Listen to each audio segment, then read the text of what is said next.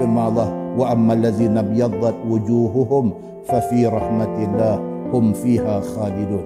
Adapun orang yang bangkit di hari akhirat esok, muka berseri-seri bercahaya, maka iaitu mereka di dalam rahmat Allah Subhanahu wa taala, yakni di dalam syurga dan di dalam nikmat syurga yang berkekalan.